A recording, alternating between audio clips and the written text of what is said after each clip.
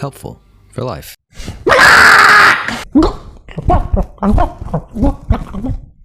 All right. Sometimes it's time to do the funky chicken. So chicken is the only poultry we're going to talk about today. But a lot of what you learn here is applicable to the other types of poultry. Now keep in mind, different types of birds may have more or less dark meat, they may have more or less fat, and of course they could be bigger or smaller, but in general you can take some of the tips with you. So chicken and other poultry should be cooked to at least 165 degrees Fahrenheit. This is both for white meat and for dark meat. For those of you who aren't aware, here's a chicken breakdown. The white meat is the breasts and the wings, whereas the dark meat is the legs and the thighs. However, light, also known as white meat, is known to dry out at lower temperatures than dark meat is. This is why breasts are very often overcooked and kind of dry. I know I may sound like a broken record, but use a thermometer. You may have chicken that looks slightly pink, or it has bones that look red, or the juices aren't clear, but this does not mean it's not safe to eat. As long as you cook it to 165 degrees Fahrenheit, you are fine. Now, if you don't believe me or you are just curious or you want to know a little bit more, check out this amazing article by AmazingRibs.com. They address each of those colors and what causes them to happen.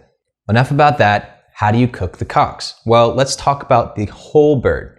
Don't be afraid about cooking the whole bird. It's one of those things that's more intimidating to think about than it is to actually do. Plus, when you buy a whole bird, a lot of times you're able to get a better deal, not to mention the fact that you then have the entire carcass as well as some other parts of the bird that you can use to create stocks, broth, soup, other things like that.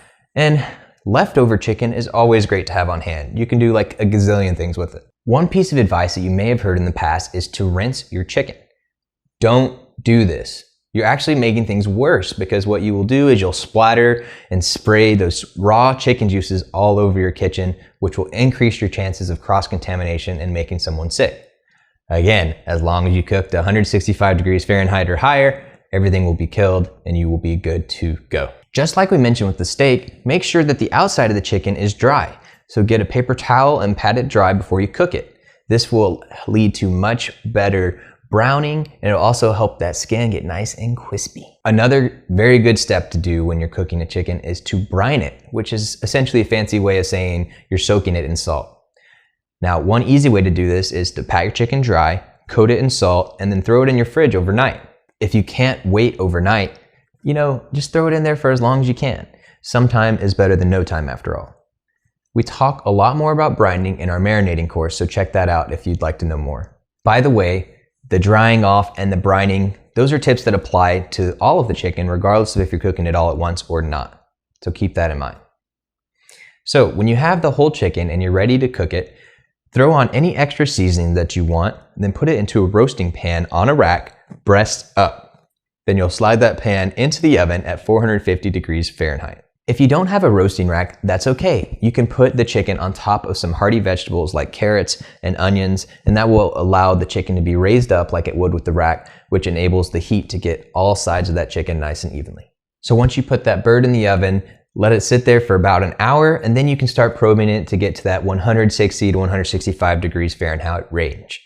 Now remember, the bird will continue to cook a little bit after you take it out of the heat. Contrary to popular belief, you do not need to let your meat rest after you finish cooking it. This is especially true if you're trying to maintain that crispy skin. Do not cover it, because that will just retain the steam, which will soften the skin, and it will not be crispy. For the juices that come out on the cutting board as you're carving, just dip the meat in as you're serving it to people, or if you have all the meat cut up, just pour that juice right over that bad boy. And don't worry, the juice on that cutting board, even if you don't save it, that's only one part of many parts that gets that juicy feeling in our mouths, so don't worry about it not being juicy. AmazingRibs.com has a great article as to what causes juiciness in meat and why you don't need to rest it. Check it out if you're interested. Well, what about the breast? Well, chicken breasts are a staple in many people's kitchen. If you haven't already, I urge you to try chicken thighs. They're more flavorful, they're easier to not overcook, and they can be a little juicier too. But for when you want to cook the breast, make sure that you take it out right underneath or at 165 degrees Fahrenheit. Because if you go much higher than that, they'll dry out. A solid general use rub that we like to use for chicken is salt, pepper, garlic powder, onion powder, and cayenne. Of course, if you want to lean that chicken more towards a certain ethnicity, you can add some different spices as you see fit. If your breasts are super thick, then what you can do is you can pound them flat, or you can butterfly them so it cooks a little faster and more evenly. If you buy the breast skin on, make sure to cook those skin down first. That will help get that skin nice and crispy.